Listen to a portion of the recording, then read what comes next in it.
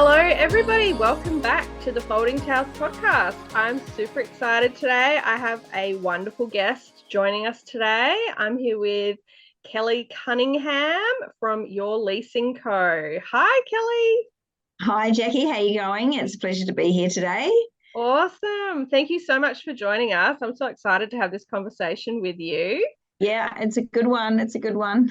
Yeah, we connected a while back when we first mentioned Your Leasing Co. on the podcast. I can't remember what episode that was on, but it was one of the first ones.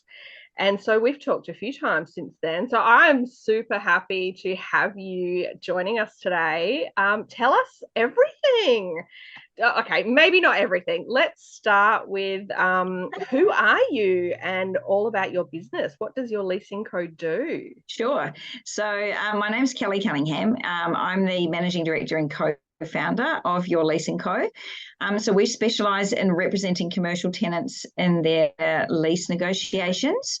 So when someone's got a lease expiry coming up and they need to renegotiate the terms, or if somebody's looking to grow or relocate or find a new premises, then we will help them find the site and negotiate the lease and to get better terms.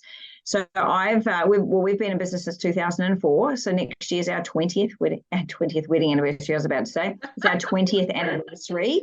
I guess I do feel wedded to the business, so that's probably not that inaccurate actually. That's so exciting. 20 years is amazing. Well, it is. It is. It's, and small business is tough, right? So we're excited that we've, been able to continue to do our work for 20 years. Prior to that, I worked in shopping centre management, managing some very large retail assets for some institutions.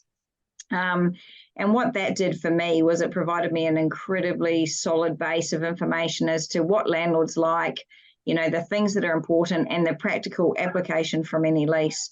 So when I'm now negotiating a lease, I know what all the clauses mean in their practical sense, and I know, well, that's important, that's never going to be managed, that's good, we can work around that this way, here's what the options are. So it's given me a really incredible base of knowledge. And so therefore, 20 years ago we decided that the leasing part of that role in managing shopping centres was the part that I enjoyed the most.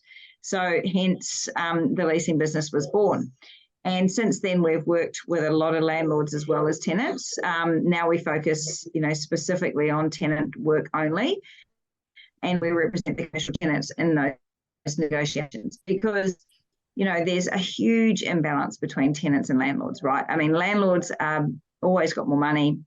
They've always got more information, more knowledge. They do this stuff every single day. So this is the main reason that, the way that they grow their portfolio value. And the tenant comes along, they might do it once a year, once every 3 years, once every 5 years, but it's never as much as the landlord. So therefore, they come from an inferior position right from the start. And there's these David and Goliath type discussions going on where you've got this really powerful party versus the tenant. So when it has somebody like us involved, it means that just evens up that playing field, right? Because then all of a sudden you're dealing with two people who do this every day, two people who have the same information. And when the landlord turns around and says things to me, or that would say to a tenant, oh, no, we have to have that in the lease because every lease has that. Well, the only response a tenant can have to that is, oh, okay then, okay, that sounds good, okay, because they don't have any other reference points to know that that is true or not true. Whereas I can say, well, some leases have that, but not all leases, that's not actually true. And in this case, we're going to choose to not have that. And I can say that from a position of authority because, I've negotiated over 1,000 leases myself. I mean, we do this every single day. So for us, it means that we end up getting a better outcome for our clients than they can get themselves generally, because we know the levers to pull. We know the ways to work around things. We know what's important, what's not important. We spend a lot of time understanding where the landlord's at so that we can make sure that we craft a deal that's going to be appealing to them as well and still give our client what they need. And that generally means lower rent and better terms. So that's what we do as a business, and we're here to help any business who's looking for ways to increase their profit through reduction of rent. Wow, that's a lot of info right there. I have to say though, something struck me as you were telling me that, and I know we've talked about this before, but when I actually signed my lease for the place that I'm renting now, I'm not sure if I mentioned this to you or not, Kelly, and I'm sure you hear it from people all the time, but I felt like I wasn't even able to read the lease. I mean, what they did was they emailed me a copy of the lease, so about a week before, or at least a few days before, so I could read it at my leisure. And then on the day we caught up in person, myself and the agent, and I signed the lease. But I was basically like, he just kind of handed it to me, and he was like, oh, okay, here you go, like, here's a pen, you know do the thing. And I just felt like I couldn't even, and it actually passed through my mind. I thought, is it even the same? I don't know. How can I know this? Well, it's a tactic because, when people are, the landlord knows that the tenant's less experienced than them. So those kind of tactics are common. And I mean, we had a client recently where the landlord just, the tenant said to the landlord, hey, I'm thinking about renewing my lease. What do you think? And then the landlord just proceeded to draw up the new lease and drop it off and say, here it is. If you could just sign here, that'd be great. And of course, we'd done some work with her in the past. So she rings me and says, Kelly, can I negotiate now? He's already drawn up the lease and spent legal fees. And I said, yeah, because, you didn't ask him to do that. I mean, he's just done that. And now we say, thanks very much. That's interesting that you've done the lease. That's interesting. But we're now going back to the negotiating table. So thanks for the lease. And here's the things that we're going to negotiate. And, we resulted in a $10,000 a year rent saving. We changed the personal guarantees. We changed the reviews.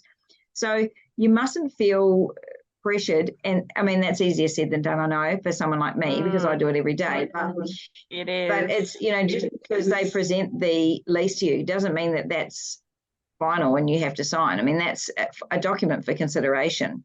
And then you can take it away. You must take it away and read it. Because like you said, even though you'd spoken to the agent before and things, how do you know the one that they front up with on the day is the same? You've got to be able to check it and make sure you haven't added something, changed something. And often that happens, not always intentionally. Sometimes something gets missed off or whatnot, and it only becomes a problem down the track because you go to rely on something and go, didn't we talk about the fact that I was going to get these parks for free, and how come I've now got an invoice? And then you'd go back and go, oh, shivers, I didn't realize that dropped off and it wasn't in the lease now, and we've got a problem. So those kinds of things are important, and it's important to try and not feel bullied by them. But, well, hence, people come to us and we handle it because they don't like that interaction, because sometimes it can feel like a conflict, and it's not a conflict. I mean, we're not in the business of hating landlords. We're in the business of putting together deals that make sense and leave the relationship intact afterwards. So we're not trying to get the landlord offside, and we generally don't. It's, they generally go, okay, this is good. We're dealing with a professional and it's much easier. No emotions attached. Yeah. Any tears. We don't have any screaming or any of that stuff because it's, for us, it's not emotional. Yeah. Yeah. So it sounds like your advice generally is to say to the real estate agent, thanks for the copy of that. I'm going to get my lawyer or my agent to have a look before I sign it. Is that a good summation? Yeah, that's right. I mean, I'd probably not say lawyer. If you can use a lawyer to do it as well.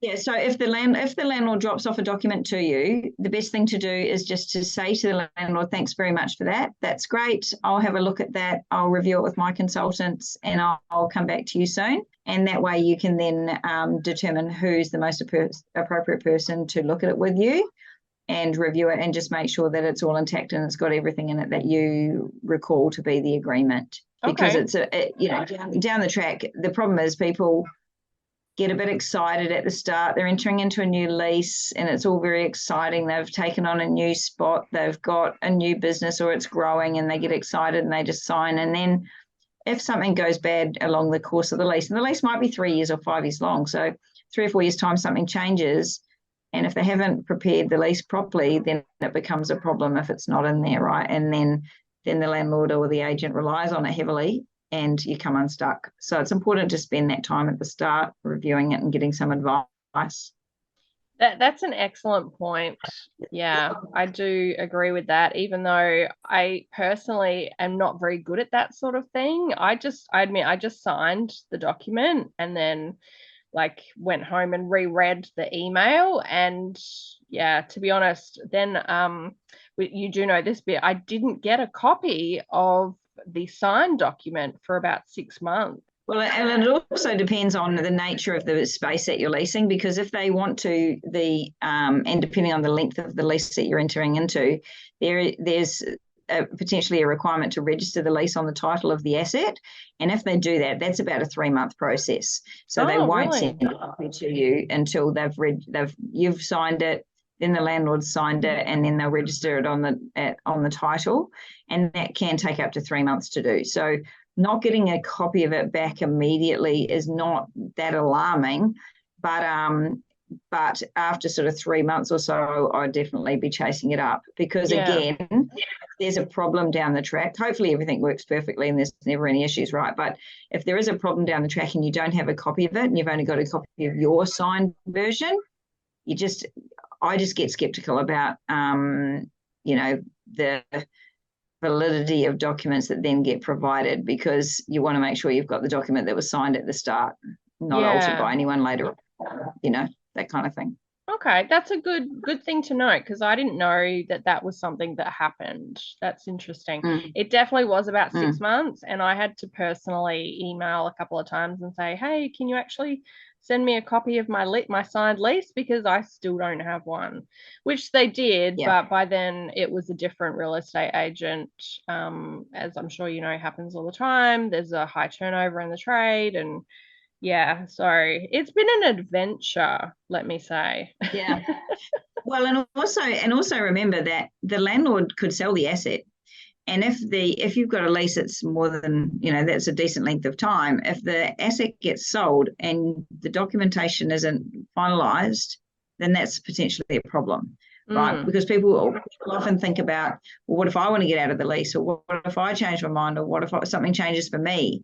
But it's also important to think about, well, if something changes for the landlord and they die and the kids get the asset and they don't know anything about it, or they sell it, or something happens, right? The partnership breaks up. So it's important that you do follow through and get that copy of the fully signed stamped document if it's registered as well. Yeah. Okay. I know that you work with lots of different businesses, but so you obviously are talking to us, and the majority of people listening to this podcast are massage therapists or body workers of some description. But tell us some of the not necessarily, you don't have to name anyone, but tell us some of the businesses that you've worked with, Kelly, over the years. Yeah, sure. I mean, we do a lot of work with Massage and Myotherapy Australia. I think that's how this introduction came around. Yeah. Because we deal with a lot of their members already, and that we've been working with them for 3 or 4 months now. We do all the work for the Australian Hairdressing Council. So we do have a lot of hairdressing clients. But we do work with dentists, cinemas, cafe operators. We've got a client at the moment who makes rockets, and we're helping them find a new space to manufacture rockets. Wow. And we've got a client who's doing electric vehicle charging. So we look after people in all kinds of categories. Our favourite category is the smaller businesses that are, in retail shopping centres, for example, because I know from my experience, and all shopping centre tenants are paying too much rent. So, and there's always money to be saved. So I love it when we can get a shopping centre tenant, because we can make a massive difference. And we've had clients, we had a news agency in Adelaide where the landlord had given them, come to them and said, oh, look, we want to downsize your tenancy because we've got the neighbouring tenant wants to expand and take up some of your space. And they said, oh, okay, that sounds good. Anyway, they came to me and said, can you guys help? So we jumped in and helped, and the landlord decided that they should hand back 50 square metres of their space and not change the rent, because they thought the annual rent should stay the same. So the rate per square metre would obviously be increased because the area was less. But they said, their view was that the tenant's sales wouldn't change, so therefore they could afford to continue paying that same rent. where that's not a fair and reasonable way to calculate a rental anyway, because it's based on the real estate that we're leasing. And if the tenant happens to be making the same money out of less space, well, that's good for them. And they should be able to increase their profits as a result of that.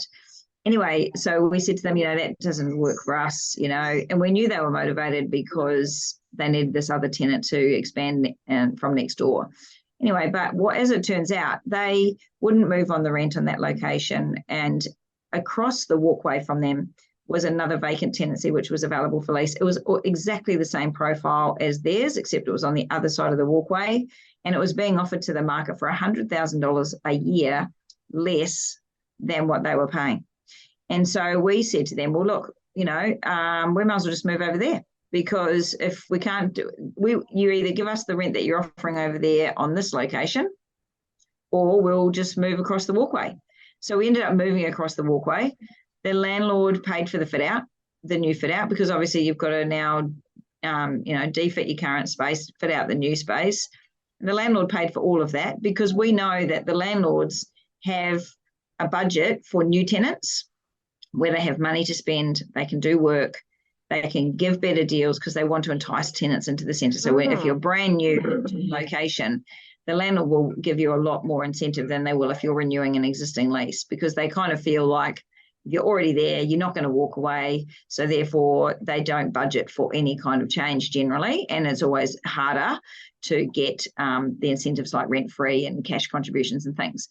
But if it's a brand new tenancy, moving into a brand new tenancy, then they've budgeted for more allowance to give you cash and fit out contributions and things like that. So a lot of the time, it really, really makes sense to have a look around and go, okay, well, what if I move to a new location? Because you've got a landlord, even if you're on the street, right? If you move, yes, there are some costs to move, but often you can get those costs covered by the landlord. And because the landlord's incredibly motivated to lease their vacant shop or their vacant space, because it's impacting the valuation, it's impacting their cash flow, a whole bunch of things. Yeah. And so often you can use leverage to get the better deal. And in that case, we saved the guy $100,000 a year in rent.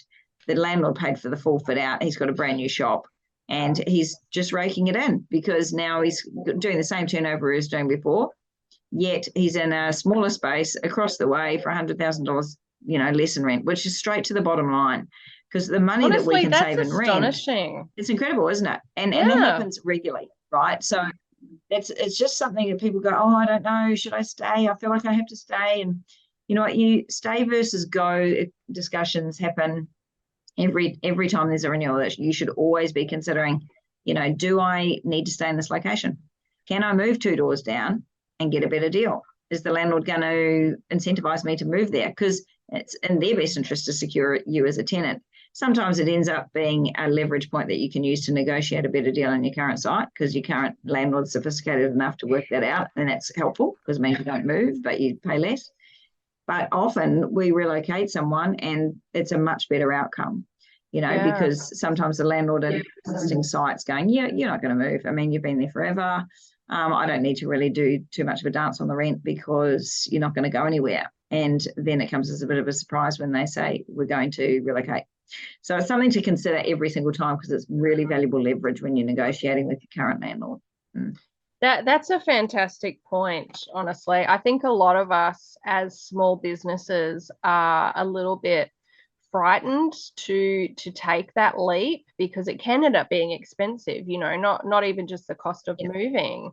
But then you've got to have some downtime where your business is closed. And for a lot of us, it's if we're not at work, we're not making any money. So there is some of that to consider. But that's an excellent point, to really look at all the options and to really discuss it with somebody like yourself and say, hey, can you see something that maybe I'm missing? Yeah, and look, I mean, and at the end of the day, you may end up staying where you are, but at least you've done that, you've had that, evaluation, because sometimes you can't see it because you've been in that location 15 years and your rents just kept going up by 3, 4, 5% per annum, and you're just so comfortable there that you're scared of moving, and so you just don't. And then we had a client in Sydney, a speech therapist in Sydney that we were looking after, and they'd been in the same location for 22 years, and they were really, really scared of moving. They were terrified about, what are their customers going to think, and this is going to be terrible, and, whatever. Well, and we relocated them one suburb away. They didn't lose any clients. Their rent reduced from $180,000 a year to $65,000 a year. Wow. And yes, they had to pay for their fit out, but they were saving $115,000 or something, $120,000 a year in rent. So even if they did have to fit out their new space, they're still way, way in front, right? And then they would have a business as well, which was more profitable and able to be sold, because they were in a position where they'd been in business a long time and they were getting to retirement sort of age, and they were kind of going, at the moment, we're struggling to, represent a business that's profitable to the market because we're paying so much rent. And their clients are appointment based. So they're not going to, it's not like they just wander past and come in. They've made an appointment. So their sales change, right? They moved locations, notified everyone, and happy days. They continue with all their clients, brand new location, lovely new fit out. And now they've got a business which is making an extra 120 grand a year, which is much more appealing to a buyer. So when the time comes that they want to sell that business, they've got something that's, much more valuable to sell as well. So there's a whole bunch of components to think about and to try and not be scared of. But I guess that's where, people like us come in to help, provide that confidence and that support when you're trying to make those decisions, because it can be a little daunting, and being in business is lonely sometimes because you don't have those, people around to kind of bounce your ideas from. And that's where we can step in and help. Yeah.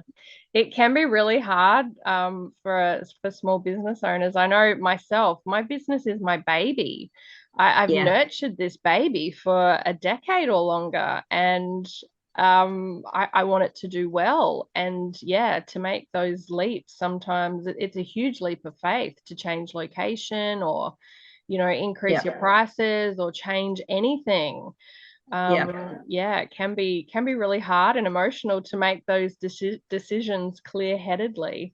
So it's good to have somebody on your side. Well, as I said before, I'm married. I celebrated the 20 years as a wedding anniversary, because it's like that. You're all in, right? And that's the thing with when you're in a small business, you are all in. You spend more time with your business than you do with anyone else. So and if you can shave a bit more, if it's 5,000 a year, 10,000 a year, why not? Right? I mean, that's straight to your bottom line, and that's absolutely what you're in business for. Otherwise, you might as well go to the beach. Absolutely. So it's important that you take those opportunities when they present. Yeah. So tell us a little bit more about the I want to say arrangement, but that sounds like a terrible word. Tell us what you've got happening with Massage and Myotherapy Australia, because you're right, that is how we found out about your business, and that's how we connected initially. So what's happening with that? So sure. So we've put together a special deal or arrangement, for choice of a better word, with members of Massage and Myotherapy Australia. So if you're a member of Massage Myotherapy Australia, we have a free lease review service available, where if you've got an existing lease, so if you're already leasing premises, and that lease it might be coming up for expiry soon or later, it doesn't matter, you can send us that lease, and we will do a full review of that lease. So we'll have a look at it, look at all the key components, all the key dates, figure out anything that's critical, anything that's important for you to know and understand. We'll put it all into a report, and then we organise to have a conversation with you by phone to go through that, to say, okay, so this is your lease expires on this day. These are the actions that you need to take. This is the order of events, and help you understand the components of the lease. Because just like you were saying before, I mean, a lot of people enter leases and don't always understand what they've signed, right? So sometimes there's some really critical pieces that the tenant says, I didn't realize that. I didn't realize that that's what that meant. So we will help you understand all those key commercial terms and the key components, and then we'll make recommendations to you. So when you are next renewing that lease, here's some things that I would change, right? So for example, you might have a CPI rent review in your lease. We will be saying to you, look, CPI used to be great. It's no good anymore. Make sure you don't have a CPI rent increase when you're renewing this lease, because CPI is currently sitting at 7 to 8% across all states, various states in Australia. Yeah. So you want it to be sitting, you want your review mechanism to be about 3 or 3.5% per annum. So that's something I would change next time. So we go through the lease, we put together the report, we have the conversation on the phone, provide recommendations, and then we will send an email to you with the report and our recommendations. Then we will take the lease document and we will put the dates into our database so we can know when your lease is expiring, and we'll reach out to you 6 to 8 months out to say, hey, your lease is expiring in April. Now's the time to take some action, and this is the action that you need to take next. And so that you know, what is the next thing I need to do? Who should I call? What should I say? That kind of thing, so that you don't miss those opportunities, because time is the most valuable thing in any negotiation. And if you leave it too late and wait till the end, then you're against the wall and it's very hard to negotiate anything, because the landlord just will go quiet, won't respond. They'll know that you're going to run out of time and you're going to renew the lease and sign those documents because you run out of time. Right. So you can start those discussions. Ideally, 6 to 8 months out from expiry, you'll be talking to your landlord saying, hey, this is coming up for expiry. What are your expectations with regard to the new lease? Are you offering me a new lease? What's the rent going to be? And when you get that information, you can just go, great, that's interesting, thanks very much. And then you do your homework to figure out whether that's something that works for you or not. But all of those will provide you with the recommendations anyway, and then we'll put it in our database so that we can make you a call to you at that time to say, hey, now's time for you to have that conversation with the landlord, find out from them what their expectations are. Once you've got that, then give us a call back, and we can chat about whether you need our help with it or whether you're okay to, whether you're equipped enough to do it on your own. We do that free of charge for members of Massage and Myotherapy Australia. We normally charge $2,500 for that service.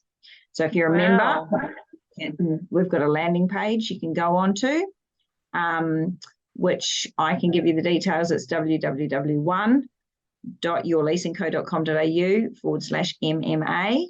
And if you go onto that, it outlines this deal and gives you an opportunity to fill in your details, and an email will come through to our team, and we will get in touch with you to do that, go through that process for you. So we will do that. And also we've got a 1300 number, 1300 356 702, which the members are welcome to call at any time, and we'll offer advice free over the phone. So if there is something that's, you're unsure of, often people just need to know from someone else that they're making the right decision. They say, I've been told this and I feel like it's right, but I'm just not sure. And, if they're in business on their own, they've got no one to kind of bounce it off, or someone who's qualified to kind of say, yeah, that's actually quite good. I'd do that deal. And then they go, okay, cool. And then they can sign it comfortably knowing that they haven't got that buyer's remorse afterwards going, goodness, did I sign the right thing? Was I stitched up? No one likes that feeling, right? So, just being able to call someone and go, the rent is like $300 a square metre. The landlord reckons that's really cheap. Is it really cheap? And I'll go, yeah, that's really cheap, or no, it's not, So that's available to Massage and Myotherapy Australia members as well. Awesome. We will add that website to the show notes as well. So you will be able to find that there. So Kelly, what are some tips that you have for us today? I know we've covered a lot of information and some of this can be very daunting, but if you have like some key takeaways for the day, what would they be? Sure. There's three main things really. One is making sure that you allow enough time for the negotiation. We talked about that briefly before, but making sure that you allow enough time, especially when you've got an option on your lease, because if you've got an option, then there will be a prescribed period of time that you have to exercise the option, and making sure that you start the discussions with the landlord in plenty of time so that you can actually agree to the rent before you exercise the option. That's the biggest mistake that we see, that tenants agree to exercise an option and then they go, oh, what's the rent going to be? So you've got to figure out the rent first before you exercise the option. That's the first thing. The second thing is trying to establish what the market rent is on your tenancy, and figuring out how much the market rent is the value of your tenancy if it was unimproved and it was vacant and they're trying to lease it to somebody new. So you need to look around the area, find other places that are comparable and kind of go, okay, well, that one looks like mine. It feels like mine. It's about the same condition, same size. That's how much that's being leased for. Or something that's been leased recently, that's the same as well, that you could look at and go, that's a good indicator of what sort of rent I should be paying. And using that market rent numbers as your starting point with your negotiations with the landlord rather than what the landlord sends to you. Because what we see is that the landlord sends an offer saying, we're going to increase the rent by $5,000. So the person is paying $50,000 and they're saying, right, the landlord goes, okay, we'll make it 55. And then the tenant gets excited because they've got the landlord down to 53 and they're excited because they've saved $2,000, but they're using the landlord's opening position as their starting point. Well, the market rent might be 40 grand. So the starting position for your negotiation needs to be the market rent value, not the landlord's asking value. The landlord's always going to ask for an increase because that's what's in their DNA to do. And that's just information. You just kind of go, okay, that's great. Thanks. That's interesting. Leave it with me. Go away, do your work, find it out. So for using the market rent instead of the landlord's asking rent as your opening position, making sure that you allow plenty of time and have time to negotiate before you have to make a decision or sign anything. And the third thing I would say, one of the biggest mistakes is signing a personal guarantee on a lease. A lot of people will sign a personal guarantee without understanding what that actually means. A personal guarantee on a lease means that the landlord can sell your personal assets to recover any rent that you don't pay or any costs that they incur as a result of your tenancy there. So you don't need to have that. And most leases these days do not have a personal guarantee, despite what the agent will say to you. The agent will more than likely say, oh, every lease has a personal guarantee. I'm here to tell you that's not true. You can provide a bank guarantee or a security deposit of 3 months rent, and that is completely fine. You don't need to have a personal guarantee as well. That's a really big mistake that people make because they just get bullied by the agents or the landlords. So those would be my 3 main things to take away. Allow plenty of time, understand the market rent for your tenancy, and don't sign a personal guarantee. Okay, that is amazing advice. I love every single word. I honestly do. I personally, I'm feeling a little overwhelmed here because I'm thinking about my own lease and the conversations that we've had. But I'm gonna suggest, like, my biggest takeaway here over the time that we've talked, Kelly, personally, is that it's totally okay as the tenant or the prospective tenant to actually take a minute and think about it and walk away with the lease that the agent has expected you to sign, to just actually walk away with it and go, okay, I'm going to get my person to look at this and I'm going to get back to you. Like, we can literally do that, right?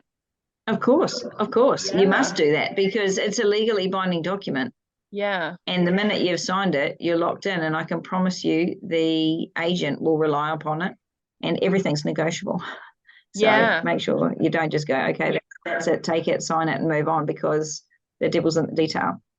Okay, well, I love that phrase. Everything is negotiable, because I know a lot of therapists do, and a lot of small business owners, I should say, do feel a lot of pressure from the agent. Well, this is how it is. You've got to, we agreed you're going to sign it today, so you've got to sign it. Whereas they might have changed their mind or feel uncomfortable. So you've got to have been provided it by email, a week ago or something, in order for you to sign it today. And then you will print it out and bring out the one that you've been emailed and sign that one, not the one that the agent rocks up with, because you don't know that that's the same document. Yeah. Okay. This has been enlightening. But just remember, look, try not to be overwhelmed. For those people who are watching, try not to be overwhelmed. And if you are overwhelmed, then just ring us, right? And we can provide you with a very, plain English summary of your lease. So, and identify the key points, right? So there's no need to be overwhelmed, because you've got the support available to you, and people like us, right? That's why we're here. Because for us, like I was saying to you before, Jackie, for me, it's just like a sport. I love it, right? I don't find it daunting at all, because it's what I do day in, day out, and have done for 25 years, right? But I do appreciate that it can be daunting for others. So the top tip really is to not fret. If you are flustered or concerned, pick up the phone and ring us, and someone from either me or someone from our team will help you. Amazing. Thank you so much for all of that info. I know everybody is going to be like, oh, okay, getting on the horn to you in about 5 minutes. That's okay. We're ready. You're right. Okay, man those phones. We will pop your main website into the show notes, and the other website with the links to the Massage and Myotherapy Australia stuff. Also, we'll pop all those into the show notes. Rather. Right. So people listening, you can find your Leasing Co. online, and you're also on Facebook and Instagram, I believe. Yes, and LinkedIn, yeah. And LinkedIn, of course. Yeah. Amazing. Thank you so much, Kelly, for talking with us today. This has been such an enlightening chat, and I love chatting with you, actually, because you just have so much knowledge about this stuff. And I personally do feel very overwhelmed by some of the more technical aspects of things like this. So yeah, it's been great to have you on. Thank you for joining us. No problem at all. You're totally welcome. Awesome. And we'll see you next time, guys. Thank you for listening.